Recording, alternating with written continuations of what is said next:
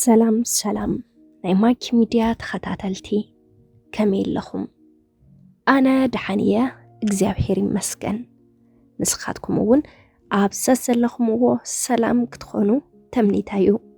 እሞ ናይ ማይክ ሚድያ ተኸታተልቲ ንሎሚ ሕፅር ዝበለትን ኣዝያ መሳጢትን ኣመና መምሕሪትን ዝበልክዋ ዛንታ ናባኹም ሂዘያ ቀሪበ ኣለኹ።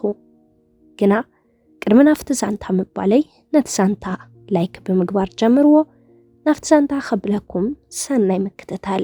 ሓቀኛ ውሳነ ሓደ ምሸት ናይ ስነ ልቦና መምሕር ናብ ናይ ምሸታዊ ተምሓርኡ ክፍሊ ኣትዩ። ሎሚ ሓደ ፈታንን ወሳነን ፀዋታ ክንፃወት ኢና ሓቢረታ ሃበ። ካብ ተምሓሮ ሓደ ህውኽ ኢሉ እንታይ ዓይነት ፀዋታ ክብል ሓተተ። መምሕር እውን ብድሌቱ ክወፅእ ዝኽእል ኣሎ ዶ በለ። ኤሊዛ ትበሃል ተምሓሪት ብድሌታ ብቅድሚት ወፅያ ንሕቶ መምሕር ድልው ትኾነት። መምሕር ኣብ ሂወታ ወሰንቲ ናይ ዝኾኑን መሪሕ ተራ ናይ ዝተፃወቱን ዝፃወቱ ዘለውን ኣስማት 30 ሰባት ኣብ ሰሌዳ ክትፅሕፍ ሓበራ። ኤሊዛ ኣስማት ስድራኣ፣ ቤተ ዘመዳ፣ መሓዙታ፣ መሳርሕታን ጎረባብታን ዘርዘረት። መምሕር ካብቶም 30 ብዙሕ ዘየግድስዋ ናይ 3 ሰባት ሹማት ክድምስስ ሓበራ። ኤሊዛ ሹማት መሳርሕታ ደምሰሰቶም። መምሕር ከም እንደገና ናይ 5 ሰባት ክትድምስስ ሓበራ። ኤሊዛ ሹማት ጎረባብታ ደምሰሰት። እዚ መስርሕ ክሳብ ናይ 4 ኣሽማት ዝተርፍ ቀጸለ።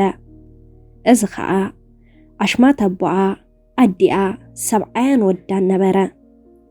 ድሕሪዚ ጸጥታ ሰፊኑ ኩሎም ተምሓሮ በዚ ኩነት ተገሪሞም ሕድሕዶም ክጠማመቱ ጀመሩ። ሕጂ እውን መምሕር 2 ሹማት ክድምስስ ሓበራ። ኤሊዛ ሽዑ እትገብሮ ጠፊእዋ ክትውስነይ ከዓለትን ፍቃደኛ እውን ኣይነበረትን። ግና ግዴታ ስለ ዝነበረ ኣስማት ወለዳ እናነበአት ክድምስስ ተገደደት። መምሕር ከም ዝበላ መሊሱ። ኤሊዛ ሕዚ እውን ሓደ ደምስሲ ዓይና እናጠመተ ተዛረባ። ኤሊዛ ስምዒታ ክትቆፃፀር ከዓለትን ኣዝያ እውን ተጨነቀት። ኣጻብዕታ ቆራዕራ ዓበለት። ኣዒንታ ከም ሕሱም ንብዓት ተሓሊቡ ኣመና ነበአት። ከይፈተወት ከዓ ሽሙላዳ ደምሰሰት። ኤሊዛ ትብሎን ትገብሮን ስለ ዝጠፍኣ ኣምሪራ በኸየት፣ ተቐንዘወት። ብኹነታታ ዝራሕረሐ መምሕር ኣብ ኮፍ መበሊኣ ክትቅመጥ ሓበራ። ድሕሪ ዝተወሰነ ደቃይቕ ስለምንታይ ሰብዓይኪ ዘይደምሰስክዮ? ወለድኽኮ ኣብዚ ንኽትበፅሒ ኮስኪሶም ኣዕብዮምኺ፣ ኣብዚ ደረጃ ዝውን ኣብፂሖምኺ። ወድኽውን ብገዛ ፍቓድክን ድሌትክን ካብ ከርሲ ማሕፀንኪ ዝወፀዩ። ንውላድኪ ይኹኑ ወለድኺ ክትረኽብዮም ኣይትኽእልን ኢኺ። ካልእ ሰብዓይ ግን ክትረኽቢ ትኽእል ኢኺ። ንምንታይ ሰብዓይክ ዘይመደምሰስኪ ክብል መምሕር ብሕቶ ኣዋጠራ። ኣብታ ክፍሊ ድምፂ ጠፊኡ ከቢድ ጸጥታ ሰፈነ። ኩሎም ተምሓሮ ንመልሳ ክሰምዑ ተሃንጠዩ። ኤሊዛ ነፍሳ ድሕሪ ምርግጋዕ ብህድኣት ሓደ መዓልቲ ወለደይ ናብ ዓዲ ኩልና ሞት ቀዲሞምኒ ክሓልፉ እዮም። ወደይ እንተኾነ እውን ከምቲ ኣነ ንወለደይ ገዲፈ ናብራይ ዝመርሕ ዘለኹ ንሱ እውን ምስ ጎበዘን በፅሐ ምስ በፅሐን ምስ ኣኸለን ንዝለዓለ ትምህርቲ ንስራሕ ንግዲ ወይ እውን ብኻሊእ ንጥፈታት ገዲፉኒ ክኸይድ ይኽእል እዩ።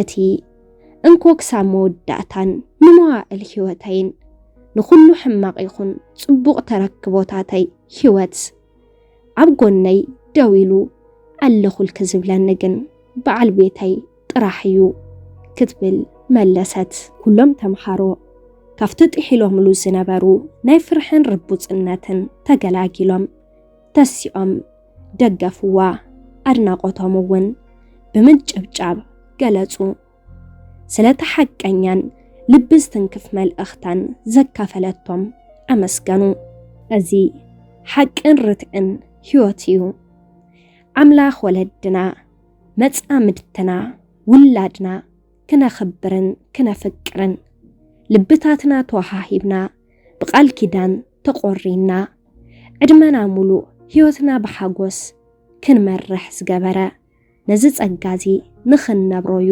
ስለዚ نولدنا زجبا كبرن فقرن أجلجلوتن نحب نولادنا بفقري سنة مجبارن بفقر خلت تولدي نخ عبيو أبكيدنا تانينا فقر نحبهم نبع البيتنا نبع التبيتنا أخول جزاء أخول فقري أخول كبر نحب أملاخ لعل ولدنا لعل حواتنا لعل بيت زمد لعل ملحزوتنا لعل مسارحتنا لعل ما محارنا لعل خلهم بمرأة حواساتنا أحبيرو حدا أكل حدا لبي زجبرنا نخلو تراخبوتات صنقا هيوات بزي بقن قدبن كنستماقرو كنبرو كنربحو إلو يوم قدم مرأة قدام النت فرحاتن فقرن أملاخ بخل أي درجة ولد نخبرن نفكرن دحر مرعاقن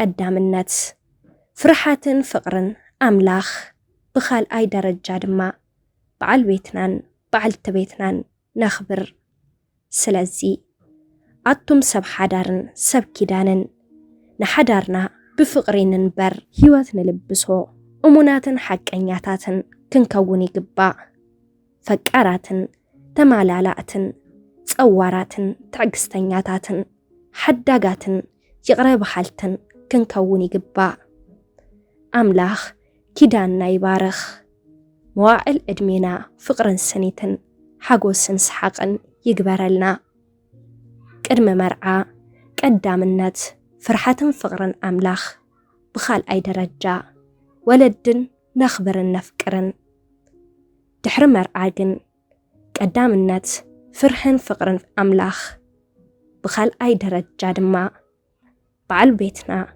بعل تبيتنا كنا خبري قبا أملاخ كيداننا يبارخ موعل أدمنا فقرن سنيتن حقوسن سحاقن يقبرلنا سلام نايماكي ميديا تخطاتلتي نلومي حيزالكم قريبا زنباركو نزيما السلنيرو كابز زانتا تماهيركم لون أمنا فاتيخموان كتخونو تمنيتين دليتين يو أمو نايماكي ميديا تخطاتلتي نس channel حدشتي اندحر داحليكم سابسكرايب بمقبار نتانا يدول ملكت بمنكا ناي channelنا تخطاتلتي كتخونن اللابو نس channel نبارات نزنباركم دما حزوون كابلب بندا مسكنكو سلاتم التبابعكم إنا مسكنكو حزوون متبابعكم أي فاليني كبلاكم يفتو بقاتالي بخالي زانتا بخالي مدب كسامنا الراخب لايك شير سابسكرايب كي ترسعوه ساسنايو نخلاتنا